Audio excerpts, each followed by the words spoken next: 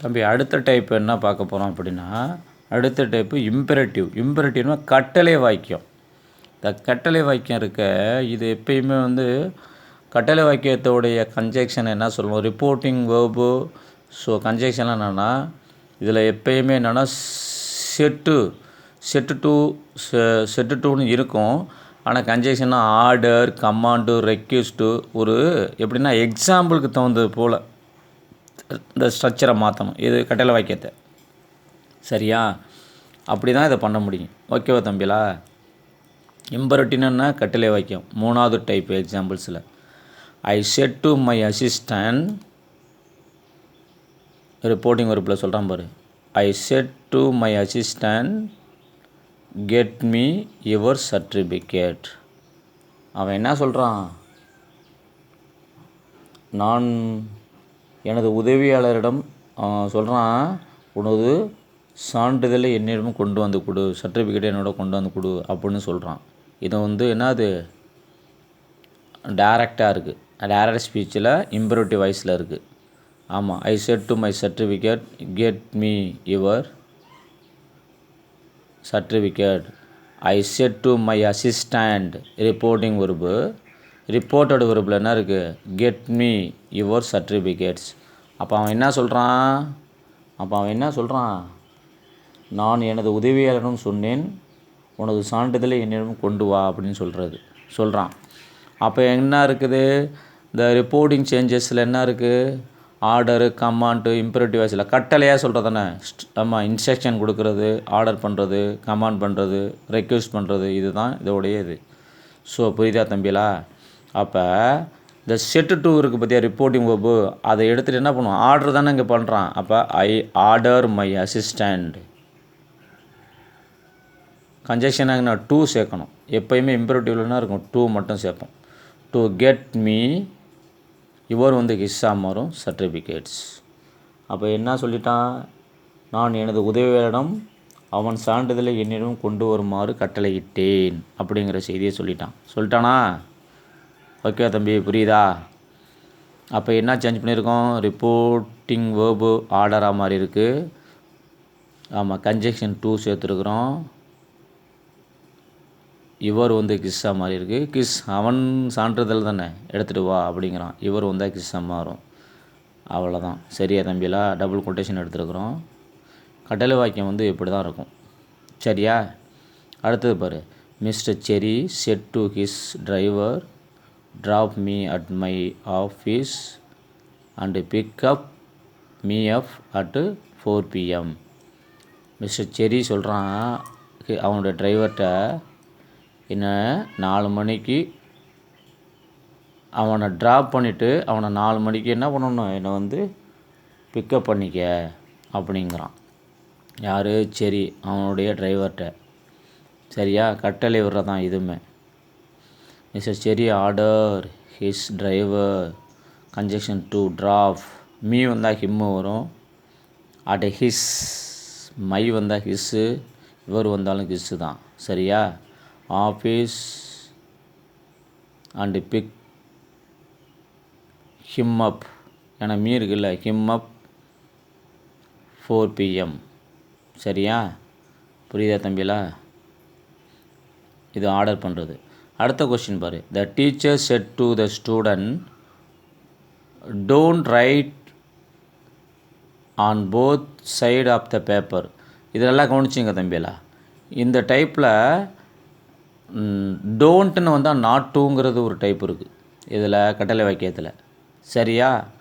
இப்போ டோன்ட்டுன்னு யூஸ் பண்ணோம் அப்படின்னா கன்ஜெக்ஷனில் நாட் டூ அப்படின்னு சேர்த்துக்கணும். சரியா? இதில் வந்து டூ சேர்த்துருப்போம் கன்ஜெக்ஷனாக. அதே போல் இன்னொன்று டோன்ட்டுன்னு வந்துச்சுன்னா நாட் டூன்னு சேர்ப்போம். ஆமாம், பயன்படுத்தணும் கன்ஜெக்ஷனில், ரிப்போர்ட்டோட ஸ்பீச்சில். சரிங்களா? அதான் சொல்கிறான் பாரு. The teacher said to the student don't write on the both side of the paper. The teacher சொல்கிறாங்க ஸ்டூடெண்ட்டை, நீங்கள் அடுத்த பக்கம் யாருமே போத் சைடு அண்ட் பேப்பர் எழுதக்கூடாது அப்படின்னு சொல்கிறாங்க. சரியா? அப்போ இந்த டீச்சர் இன்ஸ்ட்ரக்ஷன் தானே, ஏன்னா டீச்சர் என்ன சொல்கிறாங்கன்னா இப்போ ஒரு செய்தியை சொல்லும்போது இன்ஸ்ட்ரக்ஷன் தான் கொடுப்பாங்க, ஆர்டர்லாம் பண்ண முடியாது. இன்ஸ்ட்ரக்ஷன் கொடுப்பாங்க, ரெக்வஸ்ட்டாக இது மாதிரி பண்ணுங்க அப்படிம்பாங்க. அப்போ அந்த teacher instructed the students not to write both side and paper. அவ்வளோதான், முடிஞ்சு போச்சு. அதான் ஆன்சர். டேரெக்டாக அப்படி இன்டேரக்டாக மாற்றிட்டோம். சரியா? த டீச்சர் இன்ஸ்ட்ரக்ஷன் கொடுத்துட்டாங்க, instructed the student not to write both side and paper. அவ்வளோதான். டோட ஸ்பீச் எப்படி ஈஸியாக மாறிட்டு பார்த்தியா? இதுதான் கட்டளை வாக்கியம். Fourth example. The residents said to the collector thank you for helping us during the floods last week. த ரெசிடென்ட்ஸ்னால் குடியிருப்பு பகுதியில் கலெக்டர் விசிட் பண்ணுறாங்க. அதிகமாக மழை பெஞ்சிருக்கு இப்போ லாஸ்ட் வீக்கு, கடந்த வாரம். அதை வந்து அவர் என்ன பண்ணியிருப்பார், கலெக்டர் வந்து விசிட் பண்ணி அவங்களுக்கு வந்து ஹெல்ப் பண்ணியிருக்காங்க. அதுக்கு தேங்க் பண்ணியிருக்காங்க அங்கே உள்ள பொதுவான மக்கள்ஸ், எந்த ரெசிடென்சியில் குடியிருப்பு மக்கள். ஸோ அதை நம்ம எப்படி மாற்றணும் அப்படின்னா, இந்த இடத்துல வந்து தேங்க் பண்ணியிருக்காங்க. கலெக்டருங்கிறவர் வந்து எல்லாருக்குமே பொதுவானவர் தான். அப்போ நம்மளுக்கு வந்து இதில் வந்து ரிப்போர்ட்டிங் வெர்பை வந்து நம்ம வந்து எல்லாத்துக்கும் சேஞ்ச் பண்ணுறோம்ல. இப்போ ஆர்டர் பண்ணோம், இன்ஸ்ட்ரக்ஷன் கொடுத்தோம், இது போல் பண்ணும்போது இந்த இடத்துல ஆர்டர் பண்ண முடியாது. ஏன்னா கலெக்டராக இருக்கார், கலெக்டருக்கு வந்து நம்ம ஆர்டர் பண்ண முடியுமா? பண்ண முடியாது. அப்போ என்ன பண்ணோம், நம்ம இதை வந்து பாஸ்ட்டாக மாற்றிக்க வேண்டியதான். த ரெசிடென்ட்ஸ் தேங்க்டு, அவ்வளோதான். தேங்க்யூன்னு இருக்கிறத வந்து தேங்க்டாக மாற்றிடுவோம். Thanked the collectors for helping them. Them யாங்கின வருதுன்னா அஸ் வந்து தம்மாக வரும். இது அட்வர்பியல் டைமில். Them during the floods the previous week, last week, previous week. புரியுதா தம்பிலா? அவ்வளோதான். கட்டளை வாக்கியத்தில் வந்து ஸ்ட்ரக்சரை சேஞ்ச் பண்ணுறது நம்ம எப்படிங்கிறத மட்டும் கொஞ்சம் தெரிஞ்சுக்கணும். ஓகேவா? அடுத்து எக்ஸ்க்ளமேட்டரி சென்டென்ஸ், வியப்பு வாக்கியம்னு சொல்லுவாங்க. வியப்பு வாக்கியம்னா ஆச்சரியப்படுறது, ஆச்சரியக்குறி இருக்குல்ல, அதுதான். சலீம் செட்டு ரிப்போர்ட்டிங்கில் how tall this building is.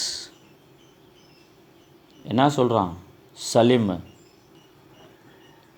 இந்த கட்டடம் எவ்வளோ உயரமாக உள்ளது அப்படின்னு ஆச்சரியமாக சொல்கிறான் சலீம். இது speaker, reporting verb, question type. How tall this building is adverbial. திஸ்ங்கிறது அட்வேர்பியல். இது வந்து பில்டிங்கிறது வந்து நவுனு, ப்ரொனவுன் கிடையாது இந்த இடத்துல, நவுனு. ஈஸுங்கிறது வேர்பு. சரியா? இதை எப்படி மாற்றணும் அப்படின்னோம்னா சலீம், இது என்ன சொல்லணும் அப்படின்னா, இது சொல்லி முடிச்சிட்றேன். இதை சொல்லணும் முக்கியமாக. ரிப்போர்ட்டிங் வெர்பில் கன்ஜெக்ஷனாக சேர்க்கும்போது எக்ஸ்லைம்டு, சந்தோஷமாக இருந்தால் எக்ஸ்லைம்டு, ஹவ் பியூட்டிஃபுல், எக்ஸ்லைம்டுன்னு சொல்லணும். சோகமாக இருந்தால் எக்ஸ்லைம்டு, சாரோஃபுல்னு சொல்லணும். ஹராக்கு வெரி சாரோஃபுல்னு சொல்லணும். சந்தோஷமாக இருக்கும் ஜாய்ஃபுல்னு சொல்லணும். இந்த கன்ஜெக்ஷனுக்கு தான் இது சேர்க்க வைப்போம். ஏன்னா இது வியப்பு வாக்கியமாக இருக்குல்ல, ஆமாம், உணர்ச்சி வாக்கியமாக இருக்கும்போது இதுதான் இதுக்கு நம்ம கன்ஜெக்ஷனாக சேர்க்க போகிறோம். சரியா? அதான் அங்கே சொன்னேன். சலீம் எக்ஸ்லைம்டு, எக்ஸ்லைம்டு. ரிப்போர்ட்டோட ஒரு கன்ஜெக்ஷன்னா தட். திஸ் அட்வர்பியல் டைம் தானே, திஸ் வந்தாலும் இங்கே தட்டாக மாறும். ஏன்னா அதோடைய formula rule. That filling verb வந்து ஈஸ் வந்தால் டென்ஸு பாஸ்ட் டென்ஸாக மாறுமா, வாஸ். இந்த இதில் ஒன்று தம்பி நல்லா தெரிஞ்சுங்க, இந்த கட்டளை வாக்கியத்தில் வந்து மிகைப்படுத்தி பார்க்கணும். இதை அட்ஜெக்டிவ் வருது. டால்ங்கிறது அட்ஜெக்டிவாக மாறும்போது வெரி டால் அப்படின்னு சொன்னால், ஏன்னா ஸ்ட்ரக்சரை மாற்றணும். கிராமருடைய ஸ்ட்ரக்சர் எப்பயுமே படிக்கிறதுக்கு தகுந்த மாதிரி கொண்டு போகிறதுனால அந்த ஸ்ட்ரக்சரை மாற்றணும். அப்போ சலீம் எக்ஸ்லைம்டு,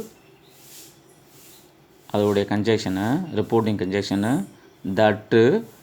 திஸ் வந்து தட்டாக மாறுது. பில்டிங் வாஸ், ஈஸ் வந்து வாஸ். வெரி டால் அப்படிங்கிறத சொல்லணும். சரியா? வெரிங்கிறது நம்ம இங்கே யூஸ் பண்ணணும் டாலுக்கு முன்னாடி. ஓகேவா? இதுதான் கட்டளை வாக்கியம். What a beautiful view it is set my friend. இந்த இடத்த பாருங்களேன். What a beautiful view it is, எவ்வளோ அழகாக இருக்குது இந்த வியூவு. செட் மை ஃப்ரெண்டு, இதை என்னோடய ஃப்ரெண்டு பார்த்துட்டு சொல்கிறான் அப்படிங்கிறாங்க. அப்போ இதில் பாரு, ரிப்போர்ட்டட் ஸ்பீச் முன்னாடியும் ரிப்போர்ட்டிங் வெர்பு பின்னாடி இருக்கும். எப்படி வேணாலும் இருக்கலாம், ஸ்ட்ரக்சரை நம்ம மாற்ற போகிறோம் தானே. அப்போ my friend exclaimed conjunction that it was a very beautiful view. அவ்வளோதான், முடிஞ்சாப்பா. அடுத்து பாரு, the players said hurrah we have won the match. ஒரே மேட்ச் வின் பண்ணிட்டான்னு ஒரே சவுண்டு, ஹராக் ஒரே தான் இருக்குது. அப்போ த பிளேயர்ஸ் செட்டு மாறுது பாரு, எக்ஸ்லைம்டு ஜாய்ஃபுல்லி கன்ஜெக்ஷன் தட்டு வி ஃப்ளூரல் ஃபார்மில் இருக்கிறதுனால தே ஹேவ் ஹேடாக மாறும், ஓன் தி மேட்ச். ஓகேவா? இதில் டென்ஸு ஸ்ட்ரக்சர் எல்லாமே மாற்றணும் தம்பி. நானே இந்த ஸ்டேட்மெண்ட்டில் சொன்ன மாதிரியே தான் அது.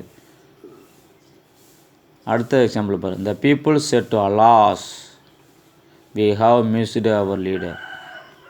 பீப்புள் என்ன பண்ணுறாங்க, ஒரு பெரிய லீடரை மிஸ் பண்ணுறாங்க அப்படிங்கிறாங்க. அலாஸ்ன்னு என்ன, மிஸ் பண்ணுறது. The people exclaimed with sorrow conjunction that we third person plural ஃபார்மில் இருக்கும்போது தே ஹேவ் ஹேடாமல் மிஸ்டு திஸ் லீடர்ஸ். ஸோ இதில் அட்ஜெக்டிவ்ஸ் தான் வெரிங்கிறது, வெரி டால். அது எது சொல்ல வரோம் அப்படின்னா, பியூட்டிஃபுல்லாக இருக்குது அப்படின்னு சொல்கிறதுக்கு மட்டும் பயன்படுத்தும். வெரி யூஸ் பண்ணணும், ஏன்னா ஸ்ட்ரக்சரை மாற்றுறதுக்காண்டி. இப்போ நம்ம என்ன பண்ணியிருக்கோம் அப்படிங்கிறத பார்த்துங்க. Imperative sentence, exclamatory sentence. So தம்பி, இது கொஞ்சம் எழுதி வீடியோஸ் போட்டிருக்கேன், படித்து பார்த்துங்க. Statement, imperative, interrogative, statement, interrogative, imperative, exclamatory, நாலு டைப் சென்டென்ஸில் இருக்குது. ரிப்போர்ட்டட் ஸ்பீச்னா என்ன, ரிப்போர்ட்டிங் ஸ்பீச்னா என்ன, ரிப்போர்ட்டிங் ஸ்பீச்சு, ரிப்போர்ட்டட் ஸ்பீச். இதுதான் டைரக்ட், நேர்கூற்று அயற்கூற்றில் உள்ளது. இதுதான். இதுக்கு ஃபார் எக்ஸாம்பிள்ஸ் இது கொடுத்துருக்குறேன். இப்போ நீ அதுக்கு முன்னாடி என்ன படிக்கணும் அப்படின்னா, இந்த டேபிள்ஸ் படிக்கணும். ஆமாம், ஸ்டேட்மெண்ட்டோட டேபிள், கன்ஜெக்ஷன் மாற்றுறது, அதே மாதிரி இன்ட்ராகேட்டிவ், இம்பரேட்டிவ், எக்ஸலமேட்டிவ் டேபிள்ஸ் படிச்சுக்கணும். டென்ஸு படிச்சுங்க, அட்வர்பியல் டைம் படிச்சுக்க. இதெல்லாம் வேர்டு செக்ஸில் இருக்குது. நானும் ஒரு ஃபோட்டோஸ் அனுப்பிடுறேன், நீ படிச்சுங்க தம்பிலாம். இதுதான் இன்றைக்கி கிராமரில் நம்ம ஒரு 3 எக்ஸாம்பிள்ஸ் படிச்சுட்டு நீங்கள் என்ன பண்ணிங்கன்னா எல்லாத்துலேயும் 3 4 எழுதி அனுப்புகிறீங்க. சரியா? ஓகே.